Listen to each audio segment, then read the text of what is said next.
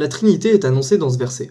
On critique souvent le christianisme en disant que la Trinité ne se trouve nulle part dans les textes bibliques. Il y en a en réalité pas mal, et nous allons nous pencher sur l'histoire intéressante d'un passage bien particulier. C'est la fin de l'évangile selon Matthieu. Jésus est ressuscité et donne rendez-vous aux apôtres en Galilée sur la montagne. Il leur dit alors « Tout le pouvoir m'a été donné au ciel et sur la terre, de toutes les nations faites des disciples, les baptisant au nom du Père, du Fils et du Saint-Esprit. » Bon, on a clairement les trois personnes de la Trinité dans ce verset. Le baptême, dans sa signification profonde, est une aspersion d'eau pratiquée en vue de la rémission totale des péchés et pour accéder au paradis. Ces deux paramètres n'étant possibles que pour Dieu, il est donc plutôt logique de dire que baptiser au nom du Père, du Fils et du Saint-Esprit, c'est baptiser au nom de Dieu. La tradition très ancienne de ce verset biblique est d'ailleurs renforcée par la Didaché, un livre du 1er siècle présentant le christianisme des 12 apôtres et enseignant précisément comment baptiser, où l'on retrouve encore une fois la formule trinitaire. Le baptême de Jésus en lui-même est une véritable théophanie trinitaire, où interviennent les trois personnes de la Trinité. D'abord le Fils, qui se fait baptiser et confirmer dans sa filiation divine par le Père, dont la voix perce le ciel, et enfin le Saint-Esprit, qui descend des cieux sous la forme d'une colombe et vient sur Jésus. En bref, pour résumer,